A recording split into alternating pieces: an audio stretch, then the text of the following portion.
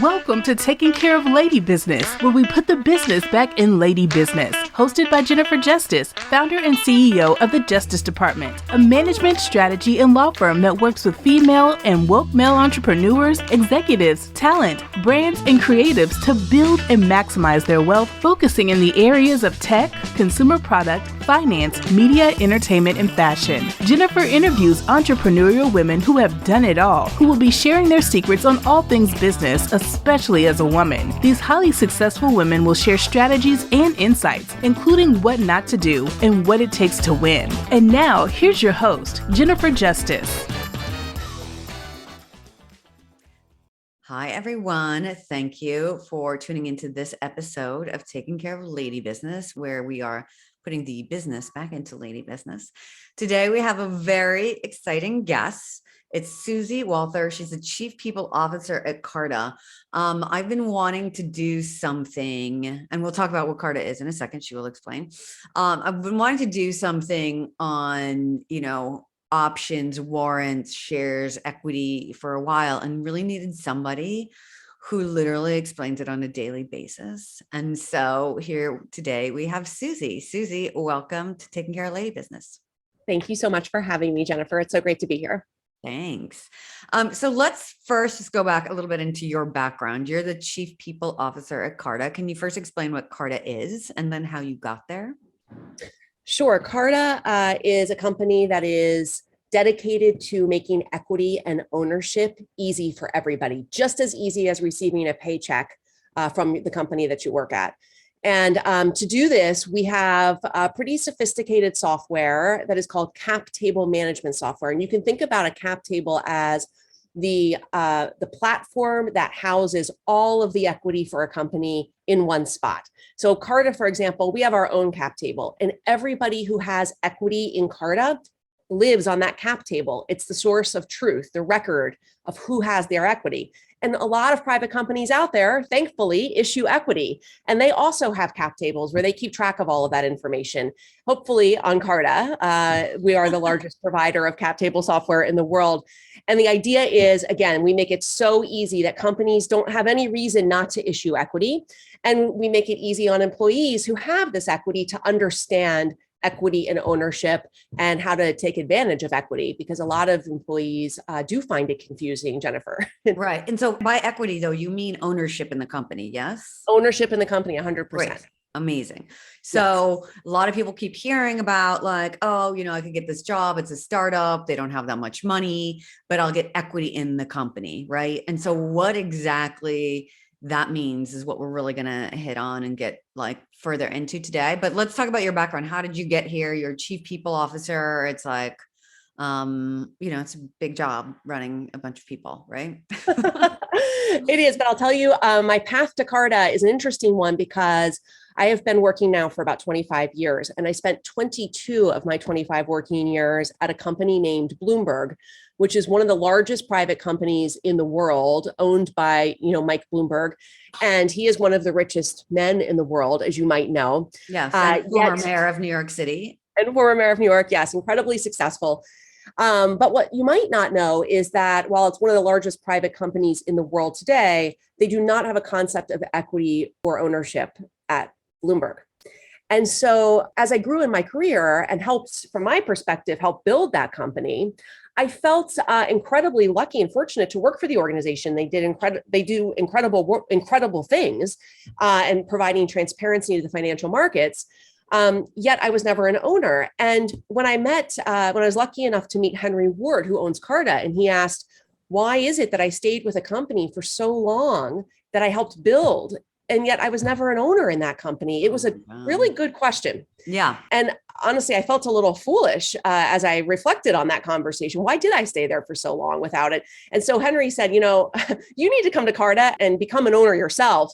But really, your experience is so relevant because you didn't have that opportunity. Why don't you come and help us create that opportunity for others? And the mission of the organization just spoke to me based on my own experience. And so I'm here trying to help democratize equity and ownership, make it easier for people to understand, push it out to more people so that the whole world can have an opportunity to generate real wealth. Right. And without equity and ownership, you don't have that opportunity. It's No, very it's true. different. Yeah. No, and it was a very real question you asked yourself, because I've done the same thing, like help build other people's companies over a very long period of time. And it's like, and sometimes the response is, well, anybody could have done it. I'm like, yeah, but not anybody did. I did. How about that? Right. Right. So, what do you have to show for it at the end of the day? exactly. Right? A paycheck, right? Like, so Right. you're putting your all into it. You're not working any less hard than the person next to you that's getting ownership and equity in the Facebooks and the Ubers and the Googles and all those companies that when they started gave out equity, right? Okay, so let's talk about how that can look, right? And it's like, so what forms does it come in, the equity? You will typically see it in one of two forms, either equity options or restricted stock units. So smaller private companies typically issue options, which gives you the right to purchase the shares at a particular price. And when you're granted the options as a new hire, as an employee, you'll receive the grant that outlines all of this. So you'll know right from the beginning, okay, I'm getting options or I'm getting RSUs. And if you are getting options, the company will tell you what your strike price is, what the exercise price is, that will allow you, once your options vest, and we can get into vesting in a minute, that strike price or that exercise price will allow you, is the purchase price where you are allowed to buy the equity. So the idea is you have an exercise price that is relatively low. And in time, as you help, as an owner of the company, as you help add value to the organization, you'd like to think that the company will become more valuable over time. And as that company is becoming more valuable, you'll have the opportunity to benefit from the spread, which is the price of your exercise price or your strike price against the fair market value of your company as it increases over time. And that's where the real wealth can be generated. Mm-hmm. Right. So somebody comes and they want to work, a Carta, whatever, a startup, something like that. And they're like, Yep. You get XYZ salary, and we're going to offer you XYZ options. Right. Right. What questions should they be asking about those options? Well, they'll typically in the grant explain the option and they'll tell you how much the option is worth. You'll also want to know how many shares that represents, because while it's valued at $1 value today, you actually hope that that value goes up over time, of course, right? Mm-hmm. And so you'll want to know how many shares you have so that you can keep track of that. A platform like Carta will have all of that in there for you as an employee, and it's very easy to understand. But if you as an employee, if your company does not use Carta or a similar type of platform to administer this, then you'll want to actually track that yourself. So you'll want to know how many options you've got, and you'll keep an eye on that. And then you'll multiply your number of options times that spread between that strike price, that purchase price, and the fair market value over time. And that's how you'll understand what they're really worth. And then, so the options, when you get them, they're often, let me just back up too. So this also works as an investor, right? Carta also works as an investor in a company. Like I invested as an angel in certain companies. And one of them, my original one, which I invested in 2010, like didn't sign up for Carta until like the last year. So I was holding this actual paper certificate that I was just like always scared, and I didn't really know what to do with it. And then the other ones as I joined, they're like, oh, we are signed up with Carta. And then, I can look online and I can see when my options, vest if I'm on the advisory board or something like that, or when, where my investment is and all the different information. So for me, it's been incredibly helpful because I've been on it probably, is it possible to be like 8-9 years? Is that possible? Yes, the company's about 8 years old. So that is possible. So yeah, probably maybe 7-8 years with one of my investments. So instead of me freaking out, like constantly, like, where do I put all this stuff and like make sure I have it? It was in Carta. So let's go back to options a bit. And, I'm an employee or I'm on the advisory board is another thing, they give you a certain set, say you can have XYZ options. You can buy it at XYZ price, right? And this is how we're going to financially compensate you. But you don't get them all right then, right? So they vest over time. Can you talk about what that means? Yes, vesting, it can be quite confusing for people. It's typically you're going to receive a 4-year grant. That is the normal length of a grant. And typically it's 25, this is typical, there are exceptions. You would receive 25% of your grant every year. It's a 4-year grant, 25% every year till you hit the 100%. But vesting means it's when you actually receive the shares, the options. And so typically there is a 1-year cliff, which means for your first year of employment, you're not receiving any options. You have to be there for a full year. And at your first year anniversary, you receive the full 25% as vested equity options that you now have the opportunity to purchase. Mm-hmm. After that, vesting is typically monthly. And tools like Carta will alert you every month with a really nice email with confetti letting you know that your options have vested, for that month.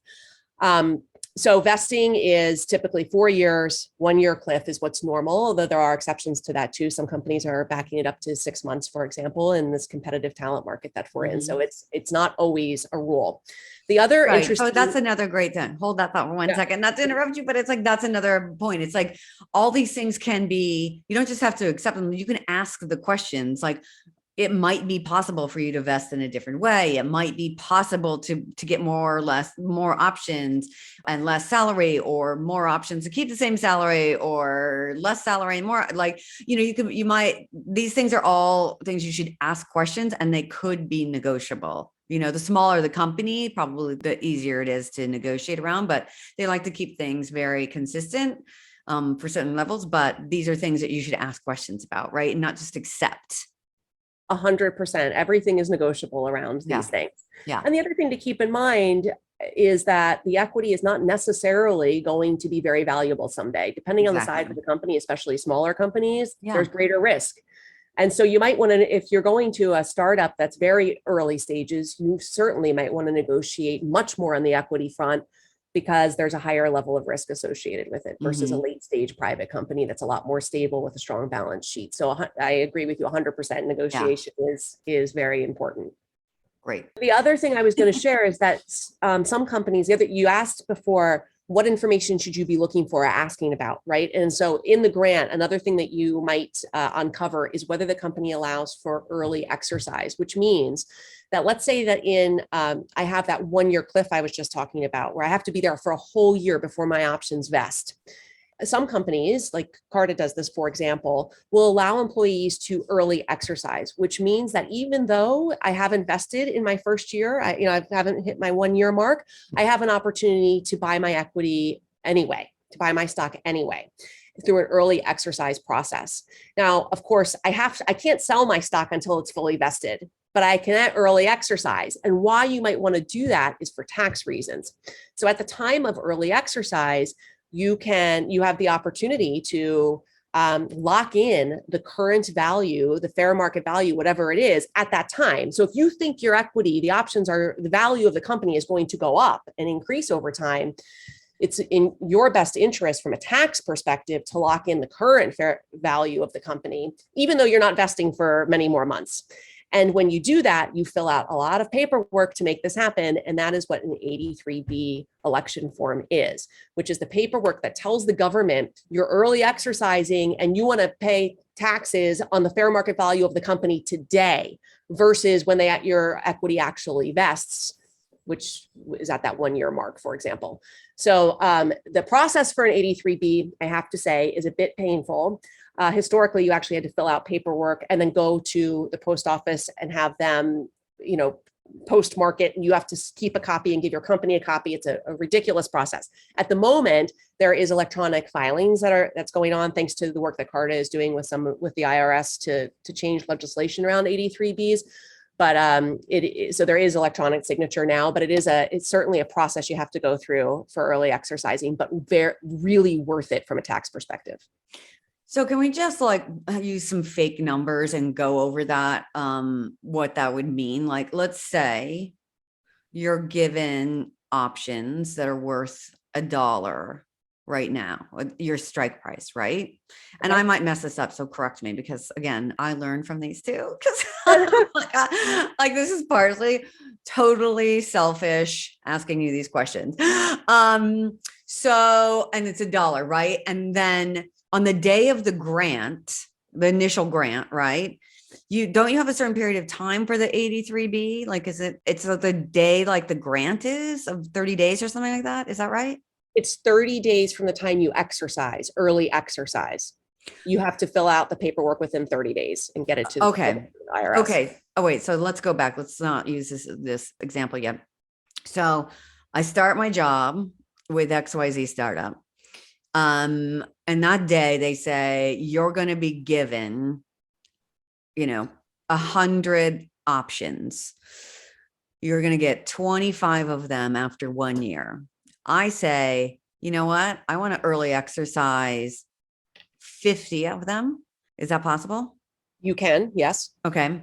Let's just say I'm going to exercise 100 of them. I'm going to exercise all of them, but I'm going to do it 6 months after I started. Yep. And that's when I can do the 83B.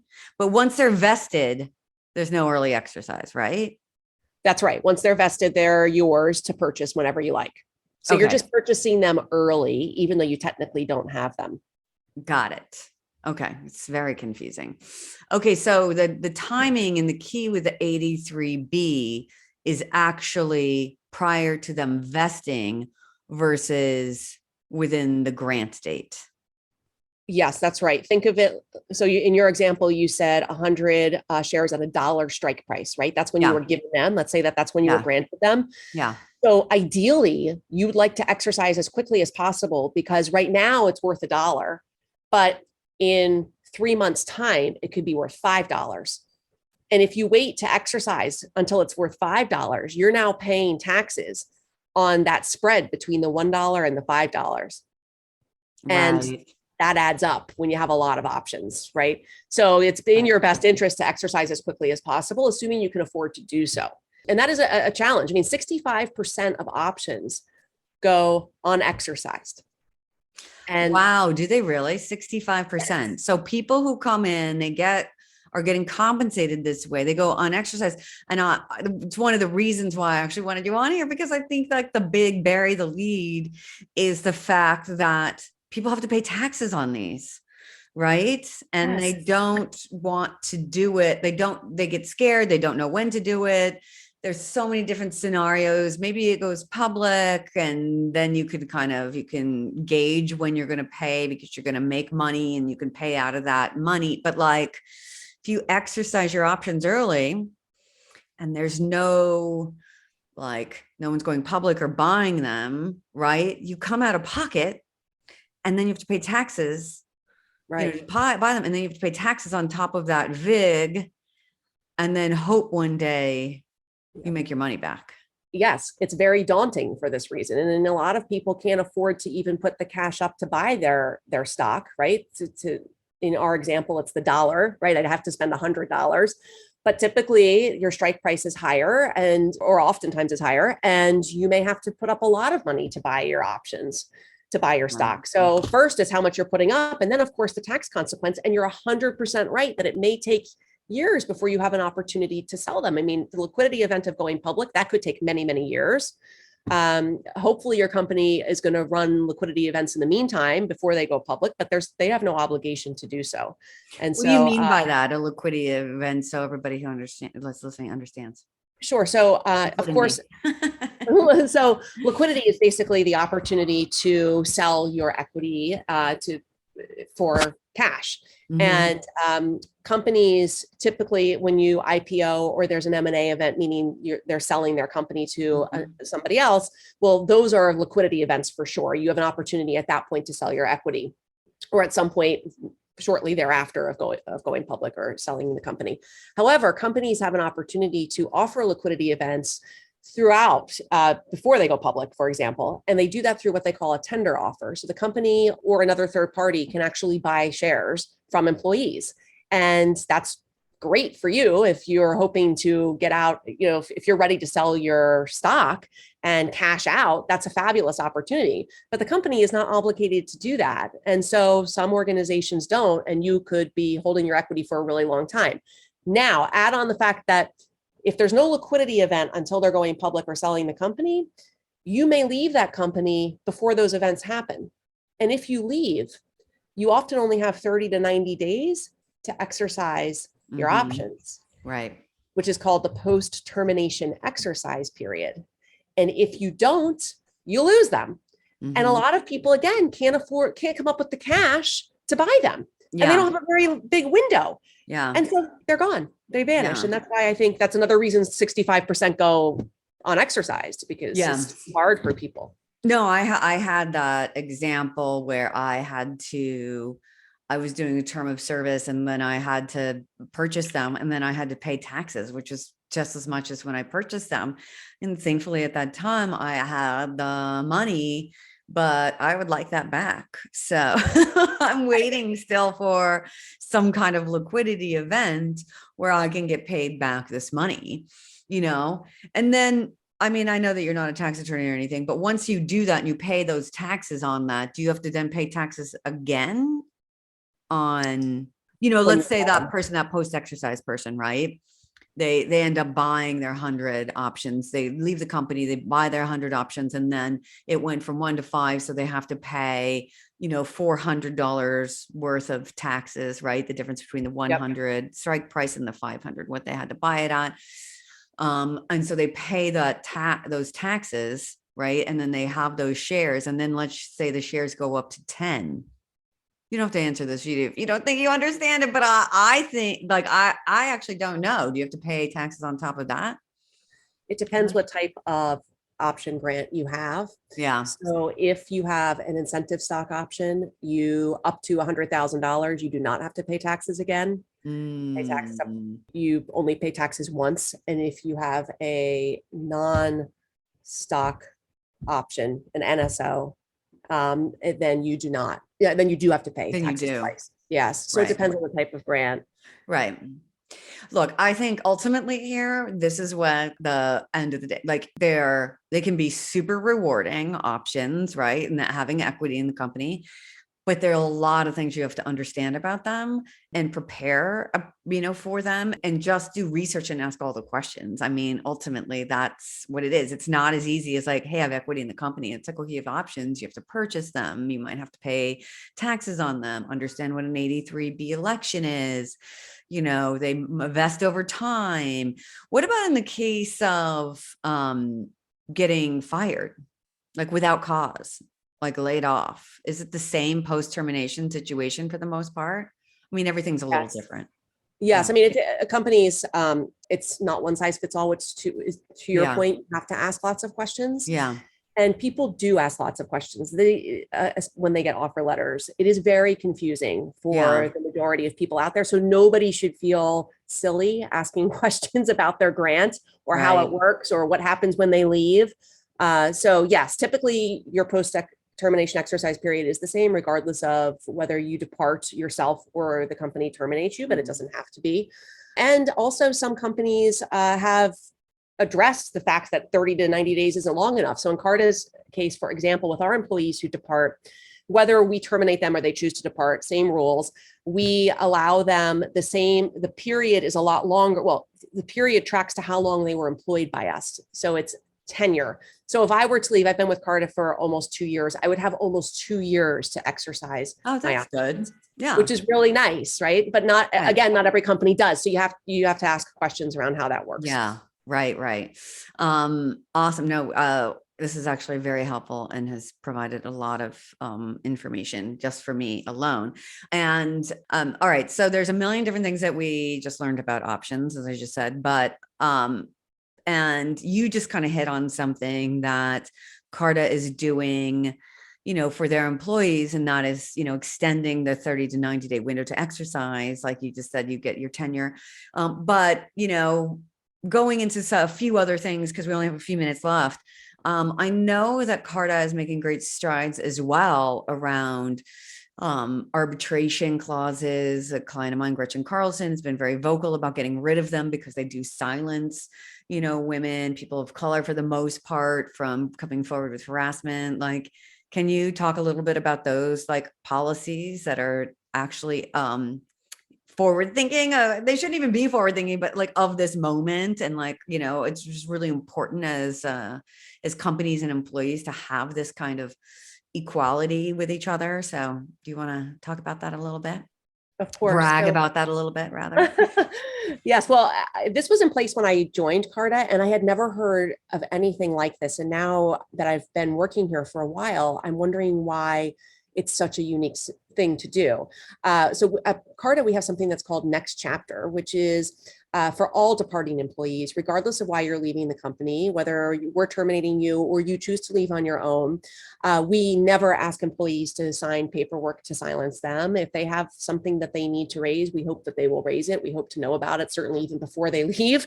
But we do not believe in silencing people when they leave.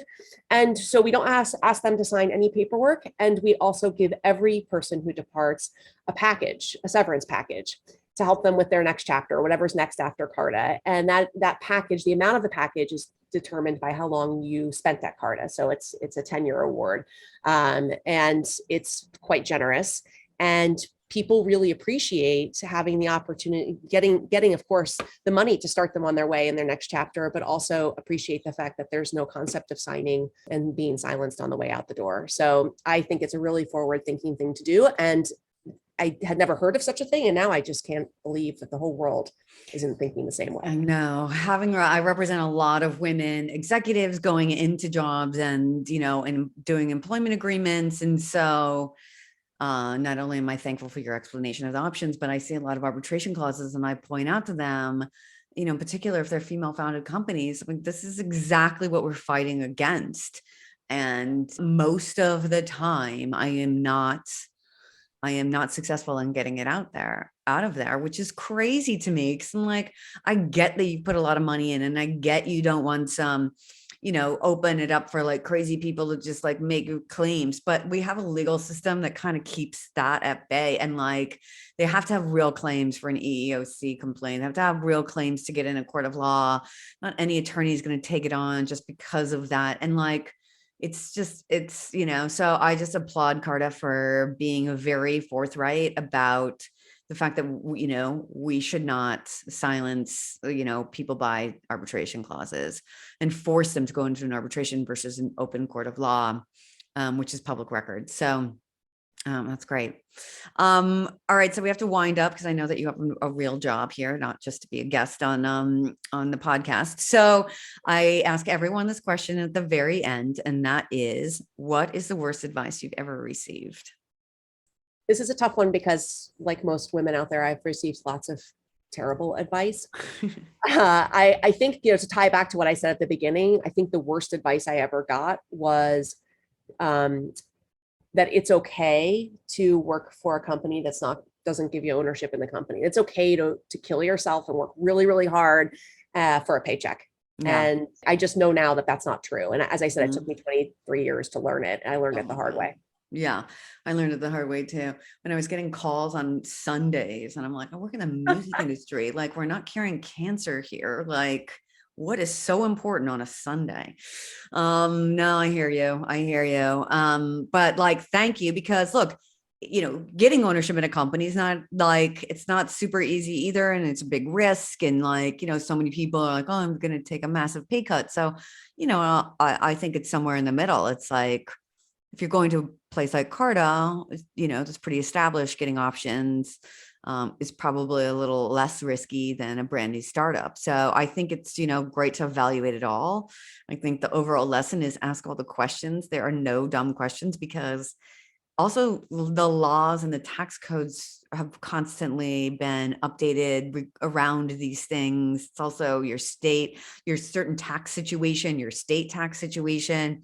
You should just be prepared to be asking questions of your accountant, to get an accountant, to go to the chief people officer at the company and really like ask all the questions. And like you said, none of them are stupid, because here I am going, wait, I just learned so much just now. So, but anyway, thank you so much, Suzy, for coming on the show and giving us all of this education. If people want to find Carta or work there, how do they get in touch? Oh, that's such a great question. Thank you for asking, because we're hiring like crazy and lots of roles to fill. Carta.com is our site. We have all of our roles posted, lots of information generally about the company and what we do as well. So if you have questions about equity, more questions than what we could cover today, we have a lot of educational materials up there too for people. So definitely. And then if you're a startup and want to use Carta, it's the same Carta.com. Same thing. Yep. Amazing. Well, thank you everybody for tuning into this episode of Taking Care of Lady Business. Until next time, I'm Jennifer Justice.